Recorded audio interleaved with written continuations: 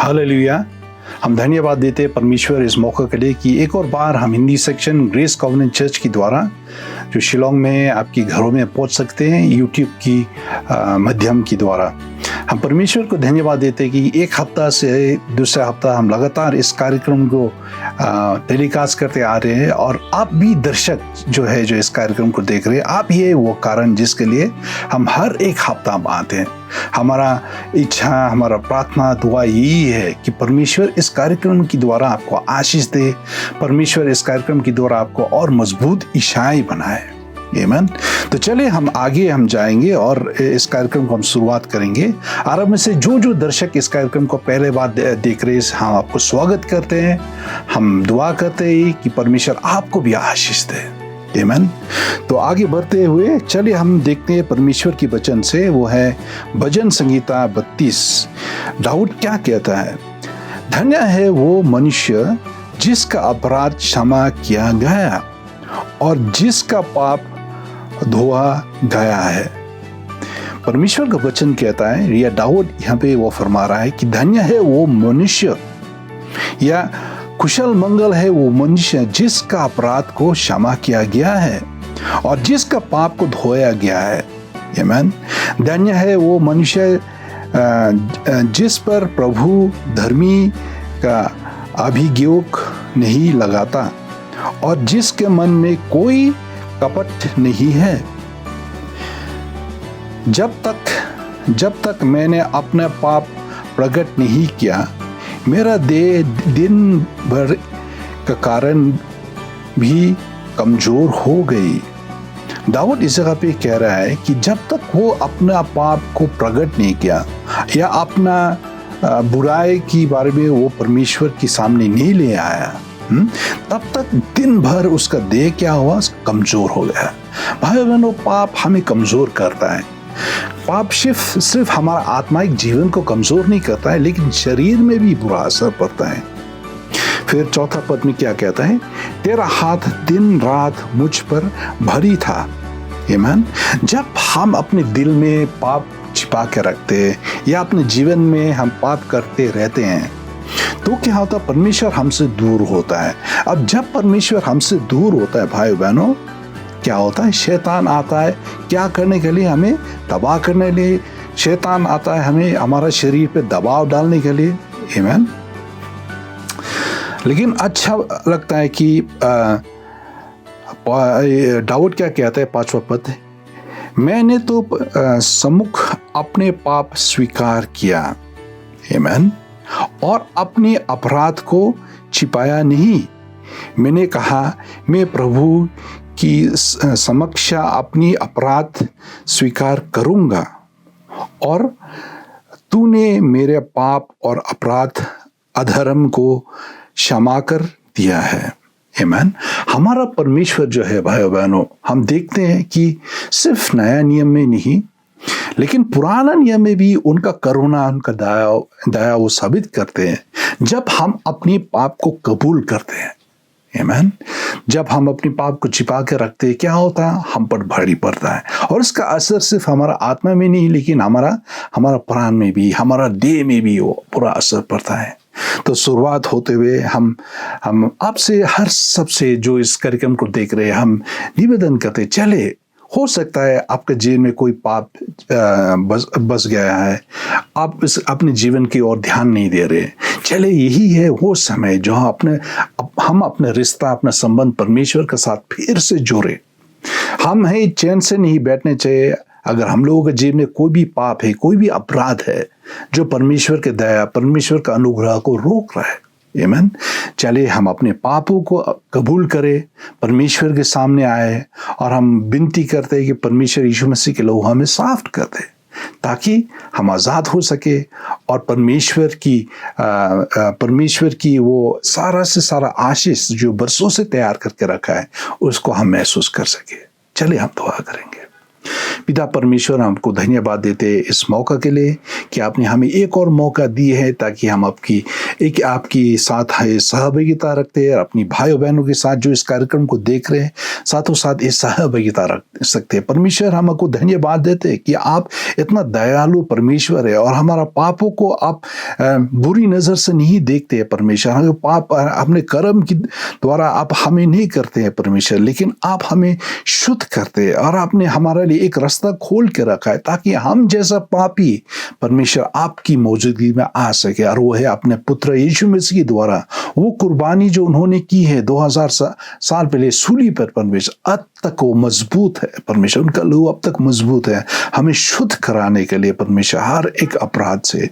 परमेश्वर हम दुआ करते हैं इस कार्यक्रम को जैसे ही हम आगे जाते हैं, हम अपनी चरणों में हम ले आते हैं, हम दुआ करते हैं कि आपकी आत्मा, आपकी पवित्र आत्मा हमारा साथ देगा ताकि आज के दिन जो कुछ भी हम करेंगे, चाहे आराधना स्तुति या आपके वचन से हम भोजन करें भी, हमारा लिए एक लाभदायक होगा परमेश्वर। ये सारा समय आपके हाथों पे हम सौंप देते हैं। अगर कोई भी दुष्ट आत्मा हो किसी रीति से हमें रोकने चाहता है, कहीं भी हम जहाँ कहीं भी हम उसे हम बांध देते हैं मसीह के नाम पे और उसे नरक में भेज देते हैं। परमेश्वर ये सारा समय आपके हाथों पे हम सौंप देते हैं। हम दुआ विनती करते हैं परमेश्वर आपकी मौजूदगी, आपकी अभिषेक हम लोगों के साथ बन के रहे परमेश्वर, ताकि इस कार्यक्रम के अंत में हम कह सकेंगे कि परमेश्वर हम सचमुच में आपके आशीष हम पाए हैं और कुछ ज्योति हम पाए हैं आपकी वचन से जो हमें आज़ाद करेगा परमेश्वर। सारा अंधारा जो घेरा हुआ है परमेश्वर उन सब चीज़ों से हम आज़ाद करेगा ताकि हम खुली में आपके साथ मजबूत एक ईसाई जीवन जी सकते हैं परमेश्वर। ये सारा समय आपके हाथों पे हम सौंप देते हैं परमेश्वर। हम दुआ करते हैं ये समय हमारा लिए एक आशीष का कर्म बन के रहेगा परमेश्वर। ये सब हम मांगते हैं मसीह के नाम में, आमीन। तो अब में से कितने जन तैयार हुए हैं आराधना स्तुति करने में? हम परमेश्वर को धन्यवाद देते हैं कि एक है आराधना और स्तुति, वो है एक अभ्यास जो हमें लगातार करने चाहिए। आमीन। हमें रोकना नहीं चाहिए। परमेश्वर हमारा जीवन में कितना सारा आशीष से भरा हुआ है और उन सब सारा आशीष हम कभी भी गिन नहीं पाएंगे परमेश्वर। इसलिए भाई बहनों, इसलिए हमारे लिए जब कोई हमारा जीवन में कुछ भला करता है, कोई व्यक्ति हमारा दोस्त हो या रिश्तेदार, हम क्या तो उसको थैंक यू कहते हैं या धन्यवाद बोलते हैं। अभी है वो एक समय जो हम परमेश्वर को धन्यवादी के साथ उनका चरणों में आए, परमेश्वर को हम शुक्रिया कहें आराधना स्तुति की द्वारा। तो चले हम हाथ बढ़ाएंगे, डॉक्टर फीवन खमती वो हमें अगुवाई करेंगे आराधना स्तुति में।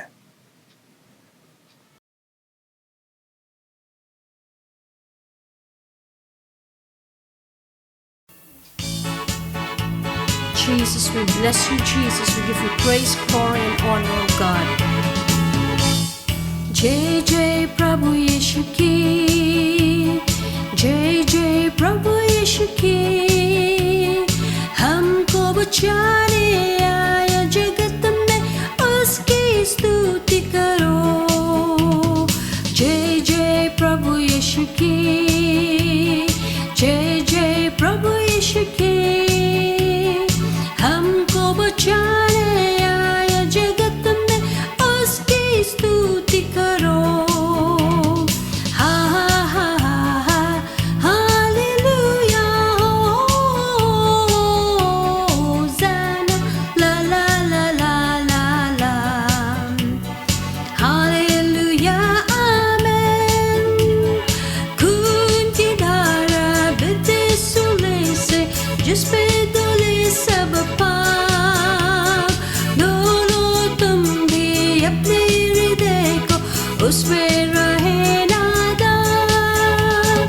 खून की धारा बहती सूले से जिस पे धुले सब पाप, डोलो तुम भी अपने हृदय को उसमें रहे नादान। हा हा हा हा हालेलुया होसाना ला ला ला ला ला ला हालेलुया आमेन। वापस आकर मेरे प्रभु जी ले जाएंगे साथ, आशा मेरे अब तो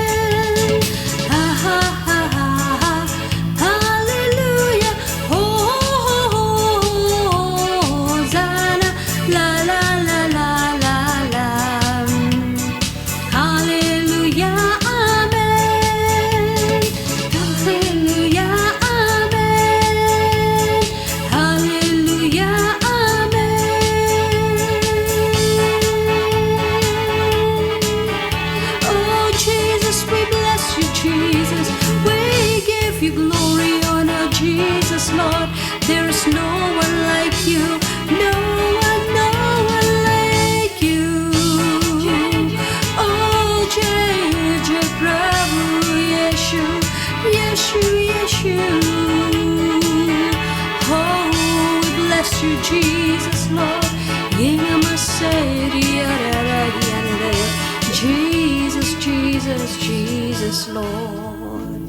Hallelujah, Lord God, Jesus, Lord. Yes, Jesus, Lord.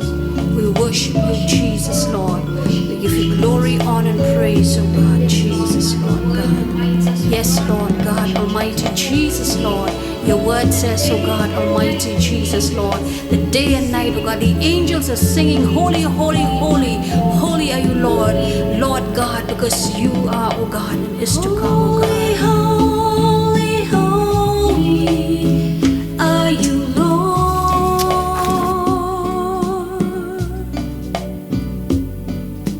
Holy, holy, holy are you, Lord.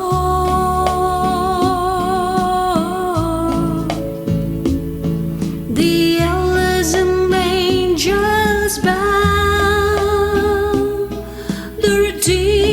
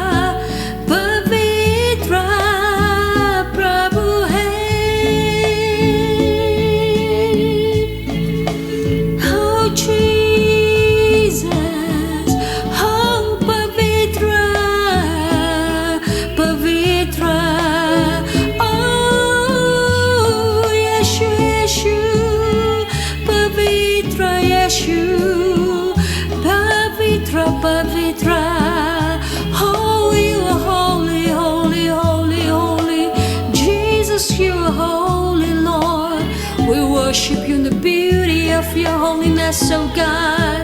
Oh, we worship you, Jesus, Lord God. We worship you, Jesus, we worship. Oh, we give you all the glory, honor, Lord. Oh, you're worthy, oh God. You're worthy, oh God. Yes, Lord Jesus, Lord, you're worthy, oh God, of all our praises, all our worship, oh God. Yes, Jesus, Lord God, we give you all glory, honor, and praise, oh God. In Jesus' mighty name, yes, Lord God. Amen, Lord God. Amen.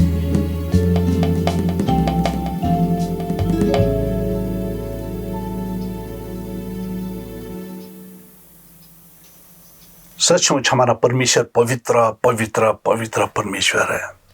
यहाँ तक कि उनका चेहरा इतना इतना रोशनी से चमकता है कि कोई भी अगर उनका चेहरा को देख पाए वो जी नहीं पाएगा।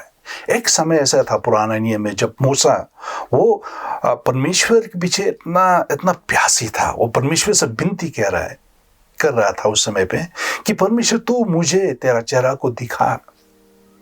और परमेश्वर ने क्या बोला, जो कोई मेरा चेहरा को देखे, स्वरूप को देखे, वो कभी भी जी नहीं पाएगा। क्यों? वो पवित्र पवित्र है।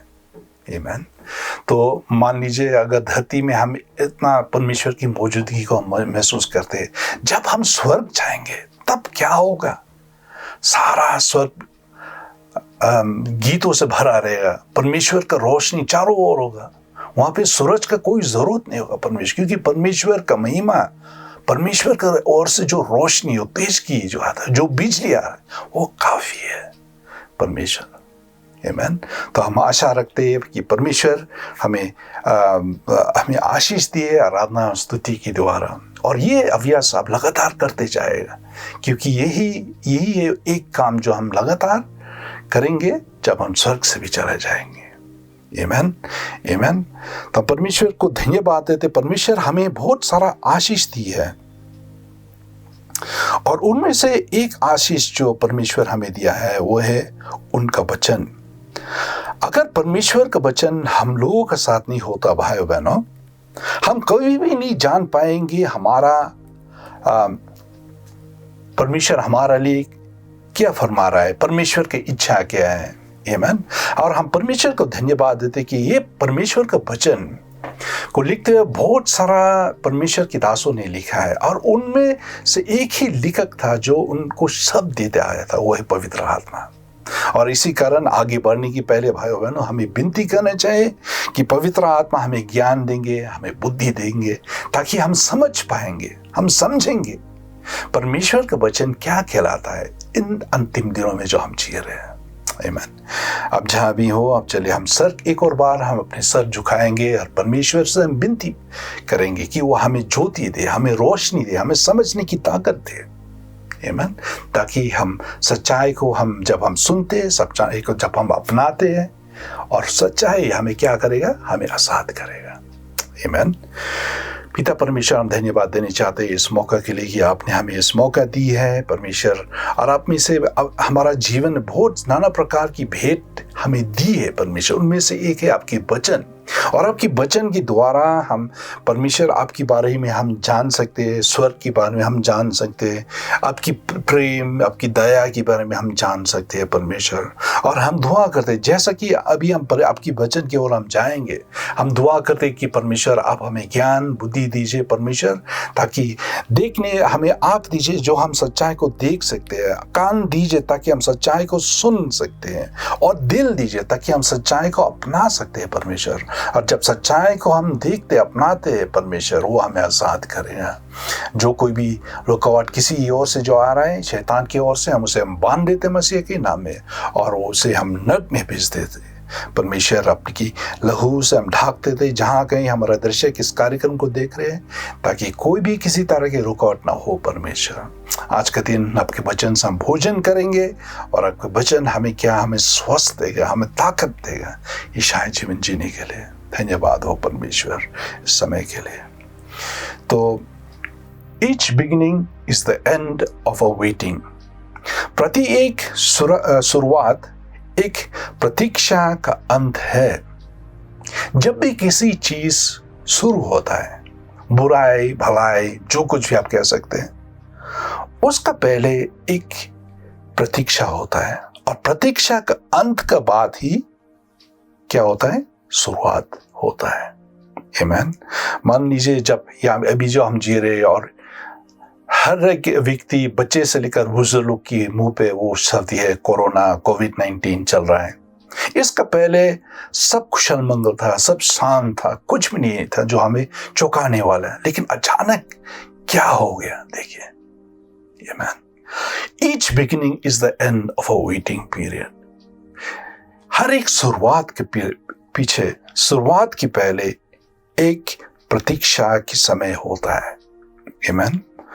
और आज के दिन जो मैं प्रचार करूंगा, जो मैं सिखाऊंगा आप लोगों के बीच में, वो है स्पिरिचुअल स्ट्रेंथ या आत्माइक में शक्ति या आत्मा में शक्ति। भाइयों बहनों, हर एक व्यक्ति, जब आप देखते हैं, अब आजमाए होंगे कि इस दुनिया में नाना प्रकार के लोग होते हैं। उनमें से कोई है जो अगर उनके जीवन में कोई भी कठिनाई आई, वो सिर्फ लगभग हर समय पे वो कंप्लेन करते रहते हैं, शिकायत करते रहते हैं कि ये ठीक नहीं है, वो ठीक नहीं, ये नहीं चल रहा है, वो नहीं चल रहा है जैसा होनी चाहिए। नाना प्रकार उनके मुंह में 24 घंटे अगर बोला जाए, खाली शिकायत ही शिकायत से भरा होता है।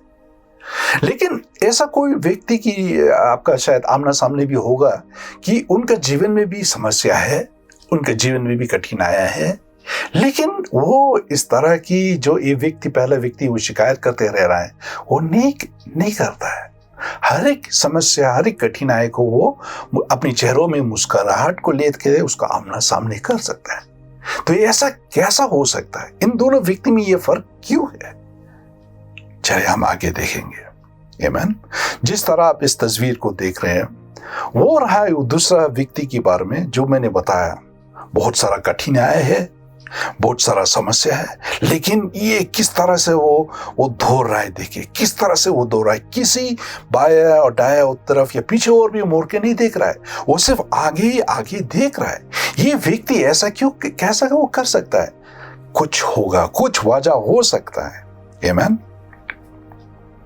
तो हम जानते हैं कि हर एक चीज के पीछे एक मंत्र होता है या एक गुप्त बातें होते हैं। जिस तरह इस तस्वीर में आप देख रहे हैं, मंत्र ऑफ स्पिरिचुअल स्ट्रेंथ, या इस गुप्त बात क्या है, जो एक छिपा हुआ चीज, बातें क्या है जो इसको शक्ति दे रहा है दूसरा व्यक्ति को, जो पहला व्यक्ति में नहीं था। आमीन। भाइयों बहनों, हम जो इस जीवन, इस पृथ्वी में हम जी रहे हैं, आप ईसाई हो सकते हैं या ईसाई नहीं भी है, शायद अपने दोस्त आपको बुलाया है इस कार्यक्रम को देखने का। हर एक व्यक्ति को संकट, प्रॉब्लम, समस्या से उसको गुजरना पड़ता है। ऐसा नहीं कि कोई भी व्यक्ति इन सब चीजों से आजाद है। आप कह सकते हैं कि भाई धनमंद, जिसके पास धन दौलत है, उसका तो कोई प्रॉब्लम नहीं, कोई चीज के बारे में उसको कोई सोचना नहीं है। आप कह सकते हैं ज्यादातर प्रॉब्लम जो हो सकता है, या वो व्यक्ति जो सो नहीं पाता है, वो है जो गरीब, जिसका पास रोटी नहीं है, जिसका पास पैसा नहीं है, जिसका पास छत नहीं है रहने के लिए, जिसका पास कुछ कमाई नहीं है। आप कह सकते हैं कि व्यक्ति, इस तरह की व्यक्ति की जीवन में खाली समस्या है। लेकिन आप जानते भाइयों बहनों, आप अमीर हो सकते हैं या गरीब हो सकते हैं, जो कोई भी व्यक्ति आप हो सकते हैं, लेकिन हर एक व्यक्ति के पीछे में चिंतन होता है। हर एक व्यक्ति के पास वो प्रॉब्लम में समस्या होते रहता है, कोई भी मुक्त नहीं है। आमीन।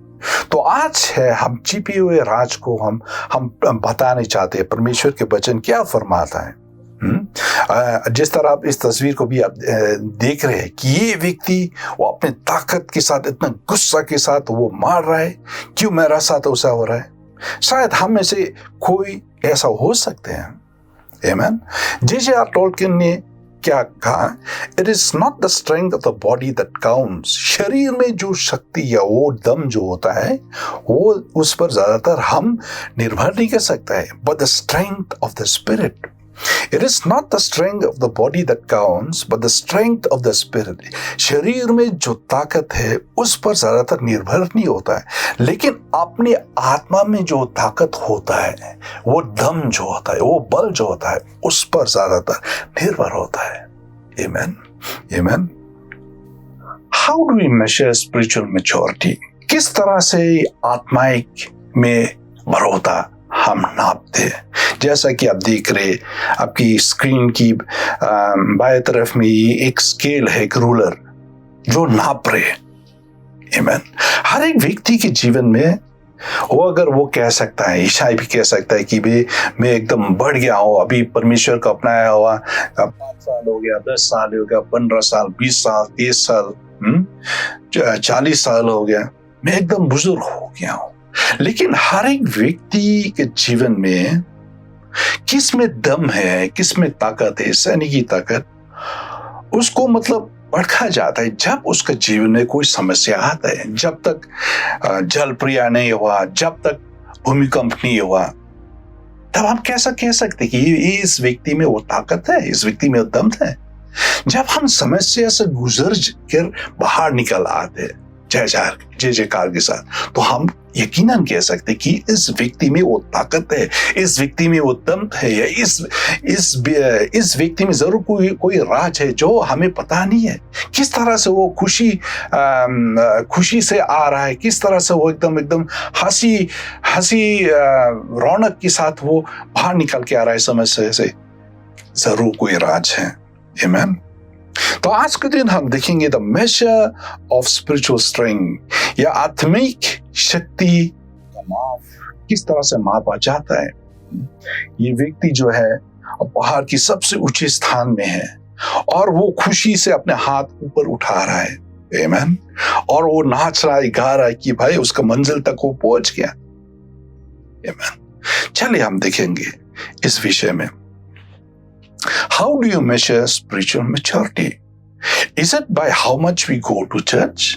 क्या वो व्यक्ति जो हमेशा कलीसिया में हर इतवार या जब कोई भी कार्यक्रम होता है कलीसिया में, तभी वो कलीसिया में जाता है, क्या हम कहते हैं कि वो व्यक्ति बहुत ही आत्माइक में बहुत ऊंचा स्थान में है? या is it how much we know about the Bible and the things of God? क्या इस पर निर्भर करता है हमारा बढ़ोतरी आत्माइक रूप में कि जब हम परमेश्वर की वचन के बारे में बहुत हम जानते हैं, पुराना नियम से नया नियम तक? Is it how spiritually gifted we are or how many miracles we see through us? क्या जब परमेश्वर ने हमें नाना प्रकार की वरदान दिया है, नाना प्रकार की तोहफा दिया, नाना प्रकार की हुनर दिया है हमें उनका सेवा करने के लिए, तभी हम कह सकते कि ये व्यक्ति बहुत ही मैच्योर्ड है?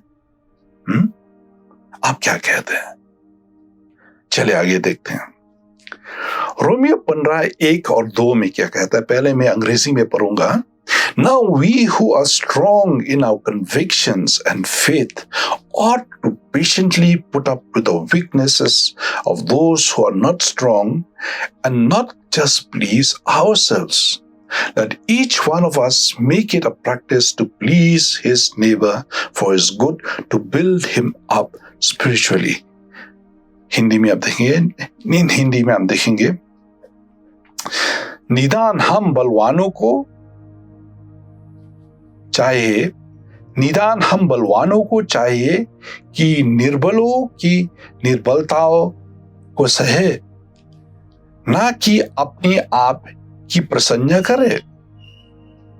हम में से हर एक अपनी पड़ोसी को उसके लिए भलाई के लिए सुधारने की निमित्त प्रशंसा करे। भाई बहनों, पौलुस जब ये चिट्ठी वो लिख रहा था रोमियो के विश्वासियों में, वो कह रहा था कि हम जो बलवान थे या हम जो विश्वास में मजबूत है, हमें क्या करने चाहिए? निर्बलों को हमें क्या करने, उनको सहने चाहिए। निर्बलों को निर्बलता की कारण हमें सहने चाहिए।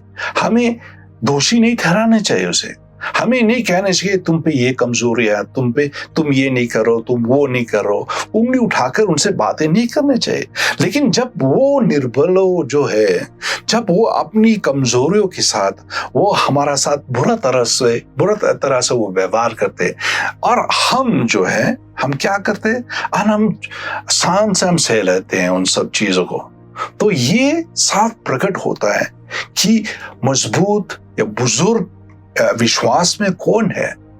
आमीन। और पौलुस क्या कहता है, let each one of us make it a practice. और वो कह रहा है कि हर एक को इस चीज को अभ्यास करने चाहिए कि वो अपने आप को प्रसन्न ना करते हुए सिर्फ अपने पड़ोसियों की भलाई के बारे में सोचते रहे। पौलुस उपदेश दे रहा है कि ईसाई होने के नाते सिर्फ अपनी भलाई के बारे में नहीं सोचते और सिर्फ अपनी इच्छा, अपने मन के बारे में नहीं सोचने चाहिए, लेकिन वो दूसरे के बारे में सोचने चाहिए, अपने पड़ोस की भलाई के बारे में सोचने चाहिए, ताकि उसका पड़ोसी जब अच्छे बर्ताव जब वो देखता है, उसका विश्वास परमेश्वर पर मजबूत होते जाए। आमीन, आमीन। और ये जो परमेश्वर के वचन में लिखा गया है, ये कितना ज़्यादा अलग सा शिक्षा है जो ये पृथ्वी सिखाता है। हम देखेंगे अभी इस पृथ्वी की कई लोग जो है वो नाना प्रकार की कहावतें हैं जो वो कहते आ रहे हैं, ताकि हर एक व्यक्ति को उत्साहित करने के लिए, हर एक व्यक्ति को मतलब वो चुनौती से बाहर खींचने के लिए, हर एक व्यक्ति को, ताकि वो हार मानते हुए ना गिर जाए, लेकिन लगातार लड़ते रहे। चलिए हम देखें, उनमें से एक कहावत ये है जो स्टीव जॉब्स ने कहा, trust yourself that you can do it and get it. अगर हम अपनी नॉर्मल सोचना से अगर हम सोचते कि ये कहावत जो है वो कितना सच्चा है। ट्रस्ट योरसेल्फ, अपने पर भरोसा करो कि तुम पाओगे और सच में तुम पाओगे। Don't be afraid, you can do it. तुम डरना नहीं, तुम जरूर कर पाओगे या कर सकोगे। और इस तरह की कहावत लगातार ज्यादातर सिर्फ आदमी पर वो जोर देता है कि आदमी जिसमें दम है, जब वो लड़ सकता है, वो जरूर वो जीतेगा। आमीन। और इनमें भी इन सब कहावतें आप कभी भी नहीं देखेंगे कि किसी भी तरह की परमेश्वर के लिए कोई जगह है। दूसरा कहावत क्या है, you can do it if you believe you can. आप सचमुच कर सकेंगे आप अगर विश्वास करते हैं कि आप कर पाएंगे। आमीन। तो ये जो कहना है, ये भी नेपोलियन हिल का कहावत है। आप अगर विश्वास करते हैं, आप जरूर कर पाएंगे। हर समय पे इस तरह की कहावत हमको बहुत अच्छा लगता है जब हम परमेश्वर को पहले नहीं अपनाए। उस तरह की किताब जो हमें अपने आप को मतलब बदल डालने के लिए, भलाई के लिए किताब। बहुत सारा लोगों है जो, बहुत सारा प्रचारक भी है जो इस तरह की प्रचारण करते जा रहे हैं। उनको कहा जाता है मोटिवेशनल स्पीकर्स, जो हर समय पे इस तरह की प्रचारण करते हैं ताकि लोगों को मतलब मजबूत करने के लिए, लोगों को उत्साहित करने के लिए। आमीन। लेकिन हम देखेंगे परमेश्वर के वचन जो है, ये जरासर परमेश्वर के वचन में जो कुछ भी लिखा है, इन सब दुनिया की सोच विचार से, इस सब दुनिया की शिक्षाओं से इतना अलग सा है। The spirit of the age is get what you can for yourself, let the weak take care of themselves. और इस संसार में ज्यादातर लोग जो नाना प्रकार की काम करते हैं, जो हर फील्डों में, हर क्षेत्र में वो सफलता प्राप्त किए हैं, वो क्या कहते हैं, get what you can for yourself. अपने लिए जो कुछ भी तुम हासिल कर सकते हो, हासिल कर लो। Let the weak take care of themselves. वो जो निर्बल है, जो कमजोर है, वो अपने आप को देखभाल करे। तुम अपने लिए जो कुछ भी कर सकते हो, तुम उसे ले लो। आमीन। कमजोर, दुर्बल का तो उन सब के लिए तुम्हें कोई भी नहीं सोचने चाहिए। ये वो लोग कहते हैं। One of the outstanding marks of Christians in the first century was that they cared for the weak. एक सा बहुत ही अच्छी नुक्सा जो है या अच्छे व्यवहार जो पहले ईसाइयों पे था, पहला ईसाई में था, वो है क्या, वो एक दूसरे के लिए वो सोचते रहते हैं और एक दूसरे की भलाई के बारे में सोचते रहते हैं। They cared for the sick, they didn't write them off. This is what impressed the ancient world. और ये ही एक तरह की वो छाप जो देखते बरसों से दिखते आए हैं। और वो सब लोग जो विश्वास या ईसाई नहीं थे, वो इस तरह की चरित्र, इस तरह की अच्छे वर्ताव को जब देखे हैं अपनी आंखों से, उनका सोच विचार को भी वो बदल डाला है। Amen. The world could not understand what made these Christians concerned about people who had nothing to offer, but people who were only liabilities. और ये सारा पृथ्वी जो है वो कभी भी इस तरह की सोचना, इस तरह की वर्ताव, अच्छे वर्ताव जो ईसाई, जो परमेश्वर की दासों जो करते आ रहे बरसों से, वो समझ नहीं पा रहे ये क्यों ऐसा कर रहे। अब अगर हम देखते हैं कि हमारा हम जो रह रहे हैं इस समय पे भी हम नाना प्रकार की लोग हैं जो उनके अच्छी एग्जाम्पल से, अच्छी नक्शा से हम अपने उनके जीवन से हम देखते आ रहे हैं कि क्योंकि वो परमेश्वर का आदर करते हैं, परमेश्वर का प्रेम करते हैं और उनका चेहरा में रौनक से भरा हुआ था, परमेश्वर का प्रेम से भरा हुआ है और वो तरह तरह की कुर्बानी करते आ रहे हैं। क्या करने के लिए? मदद करने के लिए। वो जो कमजोर है, वो जो निर्बल है, वो जो गरीब है, उनके बारे में सोचते आ रहे हैं। और ये है वो अच्छा चीज जो बरसों से हम देखते आ रहे ईसाई में है, जो इस पृथ्वी के लोग में नहीं है। यूहन्ना 13:35 हम देखते हैं, यूहन्ना 13:35, but this everyone will know that you are my disciples if you love one another। यदि चलिए हम देखेंगे परमेश्वर की शिक्षा जो परमेश्वर यीशु मसीह अपने मुंह से कहा है, यूहन्ना 13:35 वो क्या कहता है? By this everyone will know that you are my disciples if you love one another। यदि आपस में प्रेम रखोगे तो इससे सब जानेंगे कि तुम मेरे चेला हो। यदि आपस में प्रेम रखोगे। भाइयों बहनों, एक चिन्ह जो परमेश्वर ने कहा है अपने चेलाओं से, वो चिन्ह को देखते हुए सब लोग जानेंगे तुम मेरा दास हो। और वो चिन्ह क्या है? प्रेम, आपस में प्रेम, आपस में आदर, आपस में भाईचारा। आमीन। और इस तरह की प्रेम आदर जो परमेश्वर ने कहा है, वो बहुत ही अफसोस की बात है हम इन दिनों में जो हम जी रहे नहीं देखते पा रहे हैं। ईसाई जब कलीसिया जाते, एक साथ कलीसिया जाते और ज्यादातर झगड़ा, मारपीट, लड़ाई, बुरा बर्ताव कहां में होता है? परमेश्वर के घर में। बहुत ही अफसोस की बात है। जहां परमेश्वर के घर में जब हम आते हैं, हमें आपस में मिल मिलाप होने चाहिए, आदर होने चाहिए, एक दूसरे के लिए की भलाई के बारे में हमें सोचना चाहिए, एक दूसरे को उत्साहित करना चाहिए। लेकिन ये नहीं होते हुए आपस में लड़ रहे। बहुत सारा कलीसिया में ऐसा होते आ रहा है। लेकिन परमेश्वर का शिक्षा, परमेश्वर का कहना ये साफ है, By this everyone will know that you are my disciples if you love one another।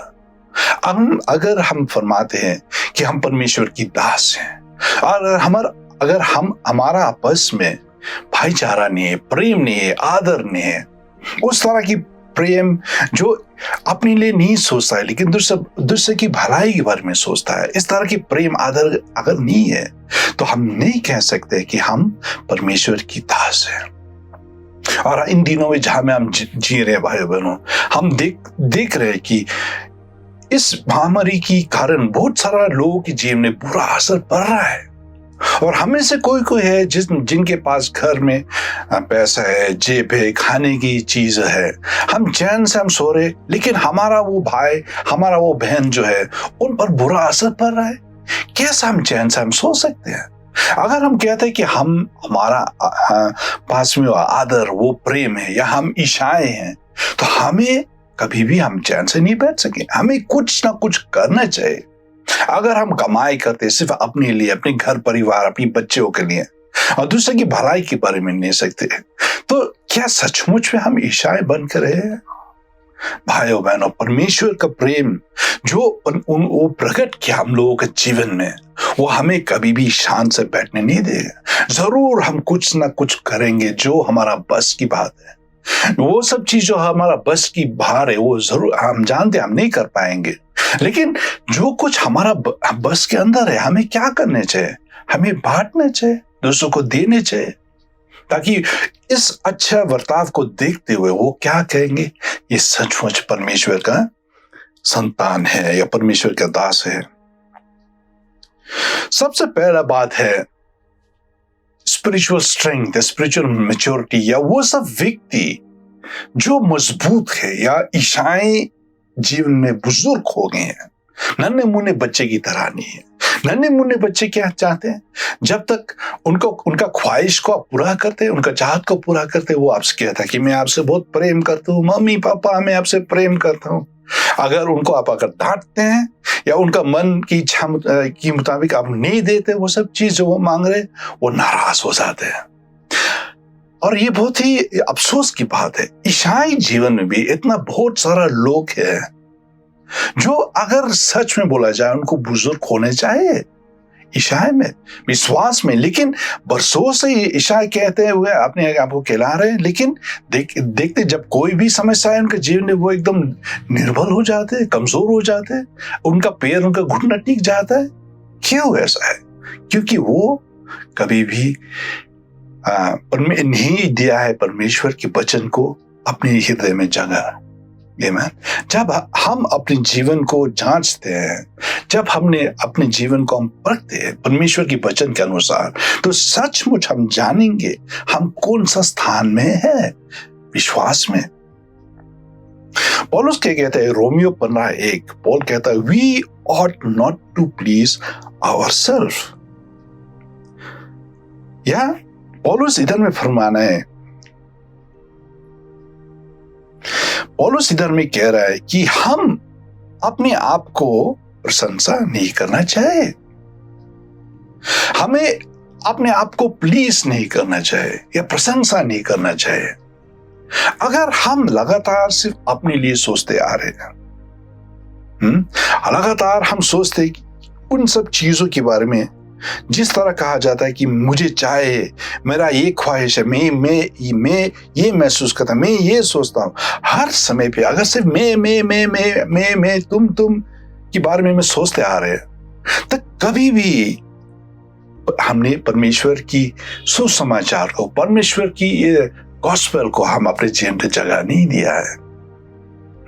पौलुस कहता है we ought not to please ourselves.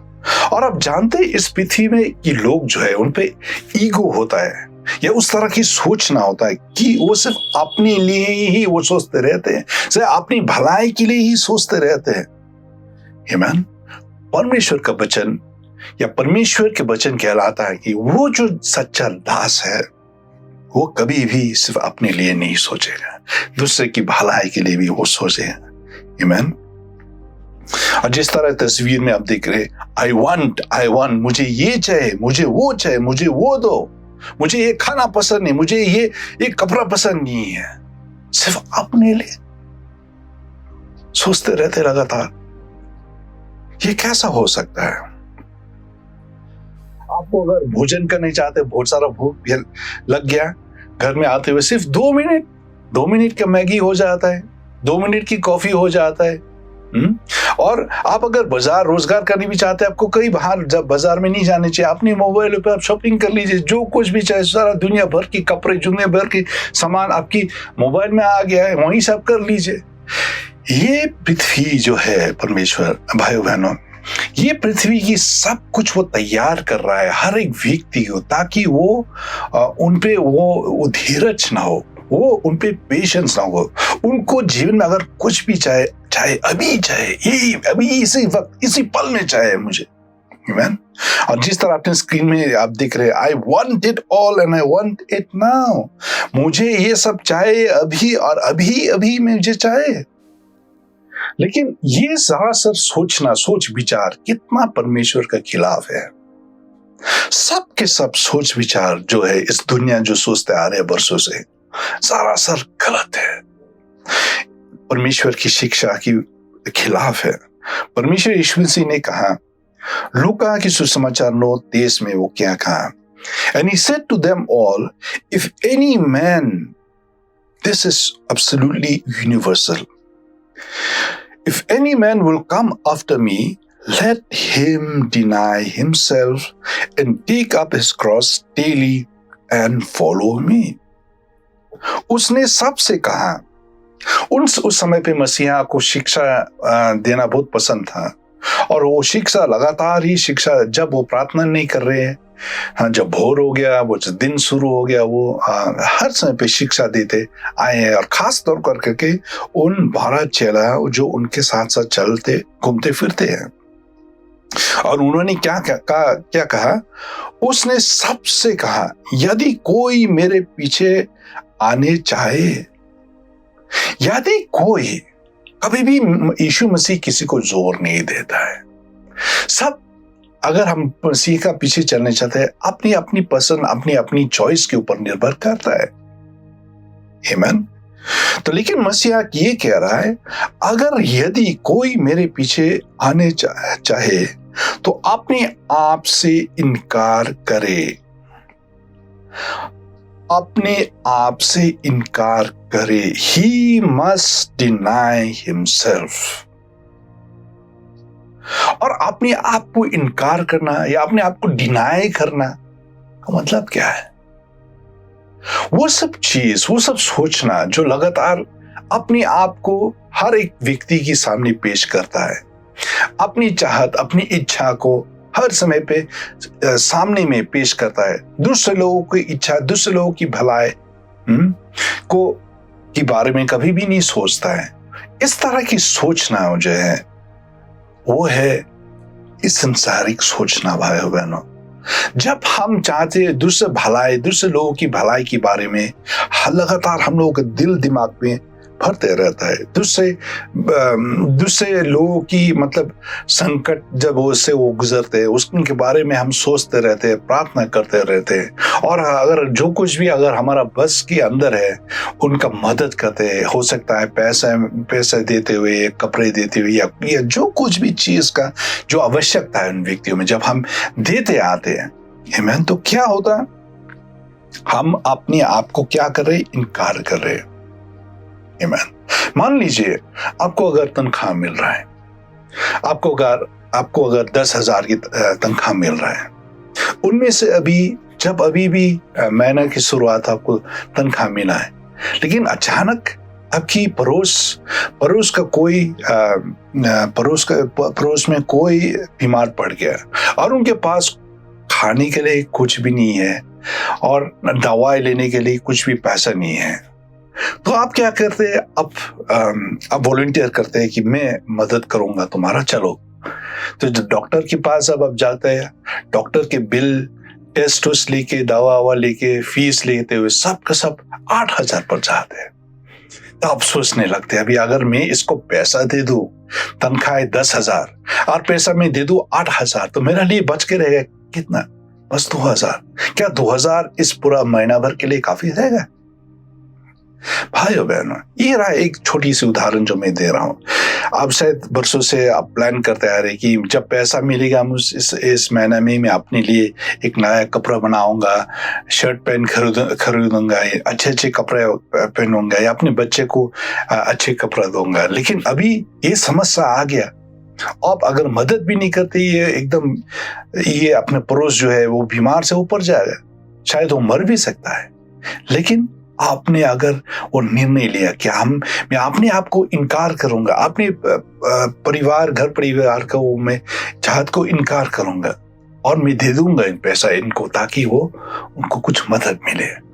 भाई बहनों, इसका मतलब है अपने आप को इनकार कर रहे हैं। और जब आप इनकार करते हैं, परमेश्वर क्या कहता है कि आप ही परमेश्वर के चेला बने। इस पद को मैं आगे पढ़ूंगा।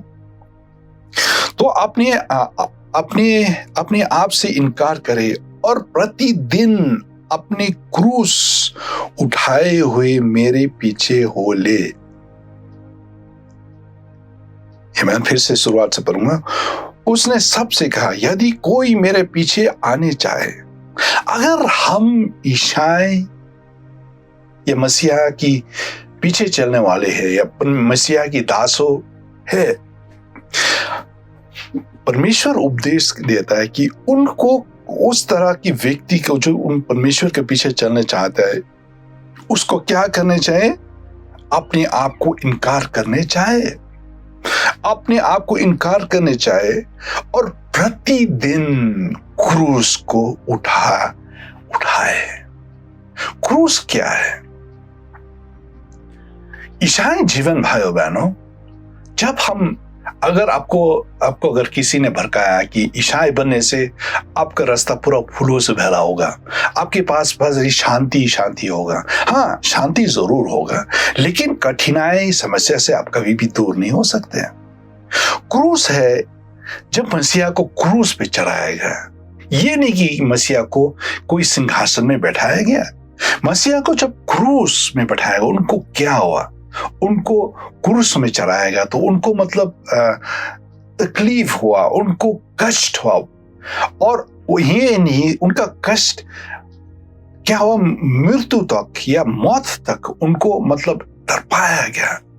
क्रूस है एक नक्शा, एक तस्वीर जो दर्शाता है सफरिंग्स, ईसाई सफरिंग्स है, ईसाई के ऊपर दबाव, ईसाई की कठिनाई, ईसाई के जीवन में समस्या, उसके बारे में। क्रूस है जब हमारा इच्छा परमेश्वर की इच्छा के साथ क्रॉस करता है और हर समय पे परमेश्वर की इच्छा को जीतता है हमारा इच्छा से, तो वो रहा हमारा क्रॉस, वो रहा हमारा क्रूस। आमीन। अगर हमारा इच्छा हर समय पे जीत जाता है, परमेश्वर की इच्छा को रोकता है, तो हम कभी भी अपनी क्रूस को नहीं उठाए। लेकिन अगर हमारा इच्छा को दबा के परमेश्वर का इच्छा का जीत हुआ, तो हम अपने क्रूस को उठाए। यीशु मसीह कहता है, अगर कोई व्यक्ति किसी को जोर नहीं दे रहा है, लेकिन ये साफ जाहिर कर रहा है कि अगर कोई व्यक्ति मेरा पीछे आने चाहता है, उसका सबसे पहले क्या करना चाहिए? अपने आप को इनकार करना चाहिए और प्रतिदिन क्रूस को लेने चाहिए। परमेश्वर की दास, परमेश्वर की संतान, भाइयों बहनों, मसीहा आपसे कह रहा है कि सच्चा प्रेम यही से प्रकट होता है। मसीहा के लिए वो प्रेम, मसीहा के लिए वो आदर, जब हम अपने आप को इनकार करते हुए अपने क्रूस को उठा के चले हर समय पे, तभी जब हम अपने क्रूस को उठाकर हम चलते हैं ईसाई जीवन, तभी परमेश्वर की ओर से वो खुशी, परमेश्वर की ओर से वो रौनक, परमेश्वर की ओर से वो उजाला बढ़ जाता है। आमीन।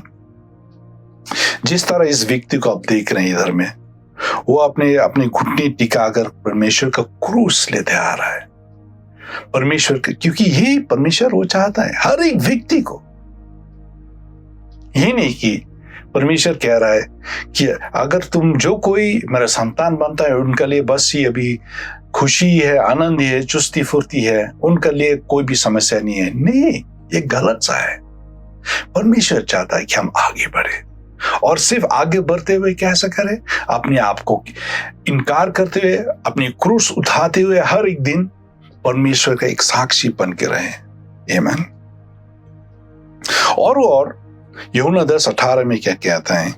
No man taketh my life from me, but I lay it down of myself. I have power to lay it down and I have power to take it again.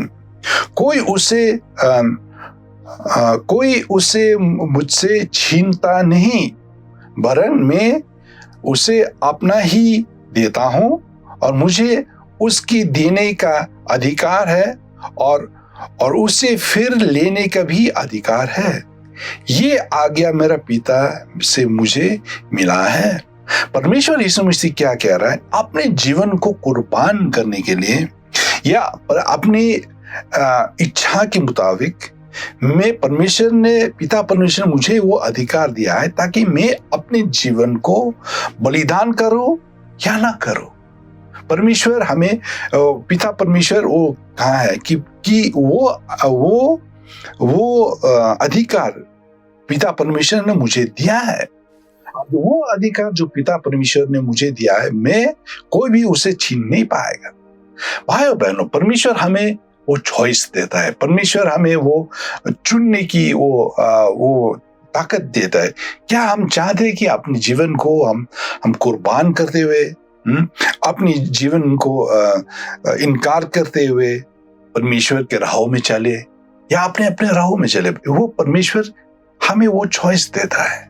इसी कारण हम देखते कि बहुत सारा ईसाएं जो कह रहा था कि अपने आप की वो ईसा है, लेकिन सचमुच में परमेश्वर की ओर से वो शक्ति, परमेश्वर की ओर से वो समर्थ या अभिषेक उनके जीवन में पूरी रीति से प्रकट नहीं होता है। क्यों? क्योंकि वो कह रहा था कि वो ईसा है, लेकिन सचमुच में परमेश्वर की कहने के ऊपर वो नहीं चल रहे हैं। आमीन। ये दुनिया जो इंतजार कर रहा है, जो बेसब्री से इंतजार कर रहा है, वही उस तरह की व्यक्ति को जो सचमुच परमेश्वर का प्रेम, परमेश्वर का आदर, परमेश्वर का वो स्वरूप को प्रकट करे, उस तरह के व्यक्ति को नहीं वो इंतजार कर रहा है भाइयों बहनों। और हम जो जी रहे हैं, अंतिम दिनों में हम जी रहे हैं, अगर हम पे उस तरह की उत्साहित ना हो कि हम एक अच्छा साक्षी बने, एक अच्छा विटनेस बने उनके लिए, परमेश्वर का प्रेम को हम प्रकट करें, सिर्फ अपने लिए नहीं सोचते जाए हर समय पे, दूसरे की भलाई के बारे में हम सोचे, दूसरे की तकलीफ के बारे में, दूसरे की परेशानी के बारे में हम सोचे। जब हम इस तरह की व्यक्ति बनते हैं, परमेश्वर ने क्या क्या है, जब वो देखते हैं कि हमारा आपस में वो प्रेम, आदर है, भाईचारा है, तब वो समझेंगे कि वो ये जब परमेश्वर बातें कर रहा था, वो लोग कौन है? ये इस दुनिया के लोग। वो देखेंगे कि सचमुच इन पे कुछ है जो दूसरे लोगों पे नहीं है। आमीन। चले आगे जाएंगे और एक शिक्षा, जो जीवन का एक शिक्षा जो मसीहा भी दिया है, वो है यूहन्ना 12:24। मसीहा ने क्या बोला इस जगह पे? Except a corn of wheat fall into the ground and die, it abideth alone. But if it die, it bring forth much fruit. If it die, it bring forth much fruit. चलिए हिंदी में हम देखेंगे यूहन्ना 12:24। मैं तुमसे सच सच कहता हूं कि जब तक गेहूं का दाना भूमि में पड़कर मर नहीं जाता, वो अकेला रहता है। जब तक मसीहा कह रहा है इस जगह में, मैं सच सच कहता हूं, मसीहा कह रहा है कि आई स्पीक द ट्रूथ, मैं सच सच कहता हूं। मसीहा जब ये बातें को वो कह रहा था, वो कभी झूठ नहीं बोल रहा है भाइयों बहनों, वो कोई गलत बातें नहीं कर रहा है, लेकिन वो कह रहा है कि सच सच कहता हूं कि जब तक गेहूं का दाना भूमि में पड़कर मर नहीं जाता, जब तक गेहूं की दाना भूमि में पड़कर मर नहीं जाता। ये गेहूं का दाना एक नमूना है, एक उदाहरण है ईसाई के बारे में। जो कोई परमेश्वर यीशु मसीह को अपनाया, वो एक गेहूं की दाना की तरह बना है। जिस तरह इस तस्वीर में आप देख रहे, बहुत सारा गेहूं का दाना है, और ये जरा सा गेहूं की दाना अगर हम बाहर से देखते हैं, बहुत ही सुंदर लगता है ना। तस्वीर देखते, फोटो देखते, बहुत ही सुंदर गेहूं की फसल जब हम देखते हैं, आमीन। लेकिन परमेश्वर का छिपे राज जो परमेश्वर ने इसमें उदाहरण देते हुए कहा है कि ये गेहूं का दाना वो अकेला ही रहेगा जब तक वो भूमि पर गिरकर मर नहीं जाता। एक ईसाई जब तक उसका दिल में जो कुछ भी चाहत है, जो कुछ भी इच्छा है, जो कुछ भी ख्वाहिश है, जो कुछ भी ख्वाब है, अगर वो मिट्टी पर गिरते हुए मर नहीं जाता, तब तक के लिए वो क्या होता है? वो अकेला ही रहता है। भाइयों बहनों, परमेश्वर क्यों ईसाई को पूरी रीति से उपयोग नहीं कर पाता है? क्यों ईसाई को पूरी रीति से अपने समर्थ को प्रकट नहीं कर पाता? एक ईसाई को क्यों अच्छी तरीका से उपयोग नहीं करता धन दौलत देते हुए, ताकि वो आशीष का कारण बन सके दूसरे लोगों को? क्यों? क्योंकि ये ईसाई मिट्टी पे नहीं गिरा और ना मरा। अब तक उनका जीवन में जब तक वो जी रहा है, हाँ वो कह रहा है कि वो ईसाई है, लेकिन उसका दिल में एक पैर है इस पृथ्वी की ओर, दूसरे पैर है कलीसिया की ओर। तो ये व्यक्ति कभी भी सफलता प्राप्त नहीं कर सकता है, या ये व्यक्ति परमेश्वर कभी भी पूरी रीति से उसको उपयोग नहीं कर पाता। क्यों? उसका दिल में जरा सा चाहत, उसका दिल में जरा सा वो जो ख्वाहिश है, जो चाहत है, अभी तक जिंदा है। वो चाहता है नाम कमाने के लिए, वो चाहता है पैसा धन दौलत कमाने के लिए, ये सोचते हुए कि सचमुच वो दूसरे का सेवा करेगा। लेकिन कौन जाने अगर धन दौलत संपत्ति उसको मिला, क्या वो सचमुच वो सेवा कर पाएगा या नहीं? भाइयों बहनों, आज का ये समाचार हम लोगों के लिए कि हम जिस तरह गेहूं के दाना भूमि पर पड़कर वो मर गया, हमें भी मरना चाहिए। अपनी चाहत को, अपनी इच्छाओं को, अपनी ख्वाबों को, अपने ख्वाहिशों को हम मरने चाहिए, ताकि हमें परमेश्वर क्या करे? बहुत ही फल दिलाए। जब तक गेहूं की दाना भूमि में पड़कर मर नहीं जाता, वो अकेला रहता है। अगर हम चाहते कि गेहूं की दाना और भी फसल लेके आए, और भी बढ़ोतरी लेके आए, और भी गेहूं की दाना बने, आमीन, तो हमें क्या करना चाहिए? हमें मरना चाहिए। अगर हम चाहते हैं कि हमारा जीवन में परमेश्वर उपयोग करे, तो हमें मरना चाहिए। इस पद की शेष भाग क्या? जब मर जाता है तो बहुत फल लाता है। ये एक छिपी हुई राज हर एक बीज की। हर एक बीज जब हम लगाते हैं, वो पौधे होने की पहले या बड़ा फसल निकालने की पहले उसको क्या होने होता है? उसको मरना होता है। जब ये बीज गेहूं का दाना वो मर जाता है, तभी अंदर में वो छिपा हुआ जीवन जो है वो निकाल आता है, और वो अकेला नहीं रहता है, ये वो और भी गेहूं का दाना पैदा करता है। भाई बहनों, परमेश्वर यीशु मसीह चाहता है हमें उपयोग करने के लिए। परमेश्वर चाहता है हमें उपयोग करने के लिए। परमेश्वर चाहता है कि हम पे वो जरा सा आशीष दे, धन दौलत दे, उनका समर्थ, उनका चमत्कारी, उनका अद्भुत दया प्रकट करे, और हमारा दौरा दूसरे लोगों के बीच में भी। लेकिन हम अगर मर नहीं चाहते, तो कैसा करके वो हमें उपयोग कर सकता है? कैसा करके और भी गेहूं का दाना, गेहूं का फसल लाए? हम जी रहे अंतिम दिनों में, और समय अभी है। हम जो कहलाते हैं अपने आप को कि हम ईसाई हैं, कि हम मन फिराए, ताकि परमेश्वर हमें उपयोग कर सके, ताकि परमेश्वर हमें पूरी रीति से अपना महिमा को प्रकट कर सके। इस महामारी के समय में बहुत सारा लोगों को बुरा असर पड़ रहा है। बहुत सारा ईसाई पर दबाव डाला जाए, यहाँ तक कि कलीसिया की विश्वासियों को भी दबाव डाला जाता है। लेकिन हम अगर सिर्फ अपने लिए सोचते रहते हैं, सिर्फ अपने लिए भलाई के बारे में सोचते रहते हो, कैसा करके हम परमेश्वर की आशीष के कारण बने?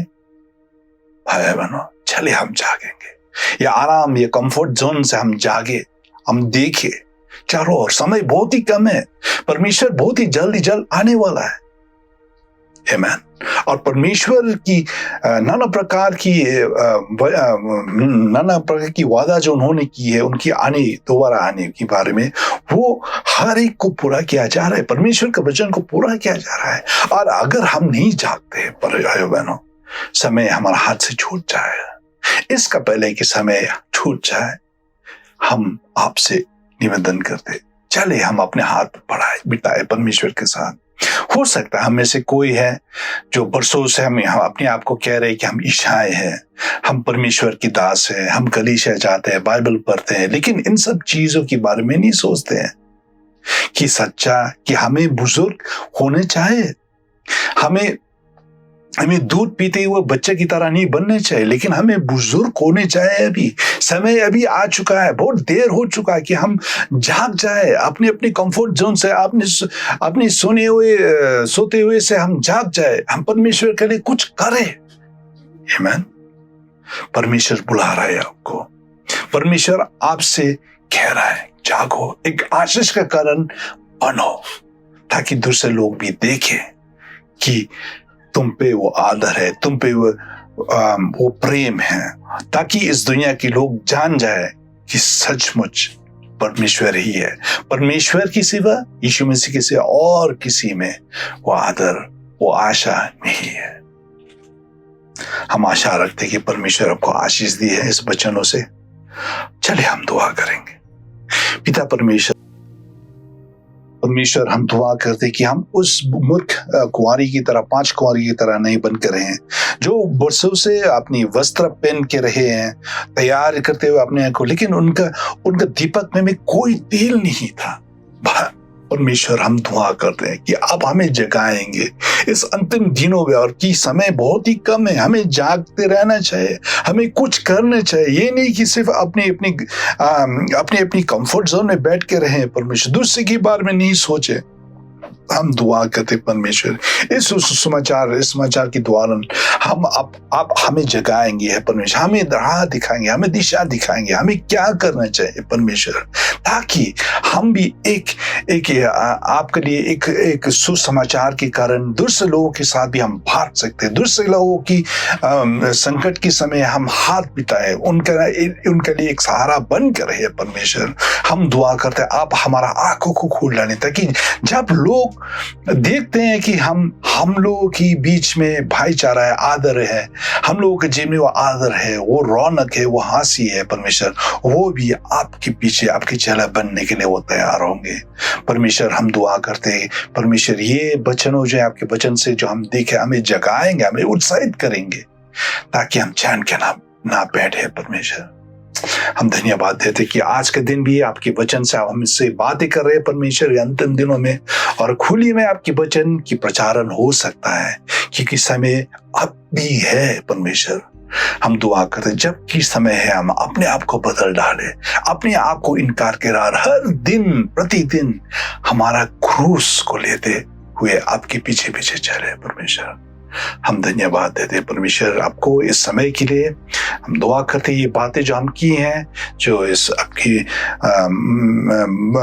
ये कार्यक्रम के दौरान हम दुआ करते वो आशीष का कारण बनकर रहेगा परमेश्वर।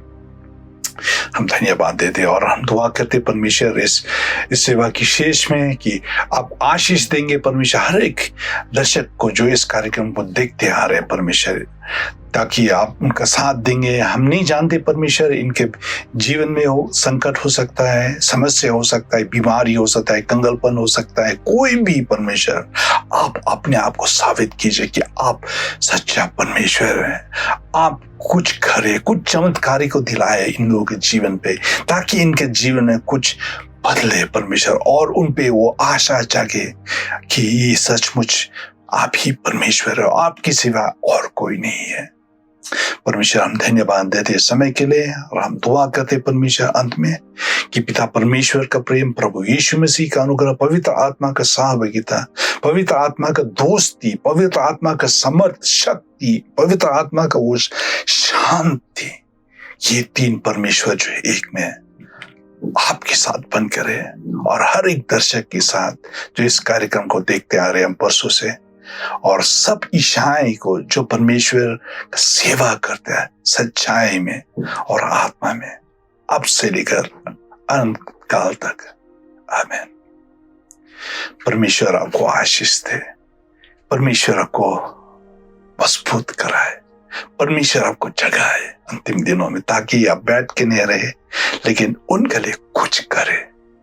ये मैं परमेश्वर का राज्य को बढ़ाए इस धरती पे जब तक मौका है। हम फिर से मिलेंगे। परमेश्वर आपको आशीष दे। आमीन।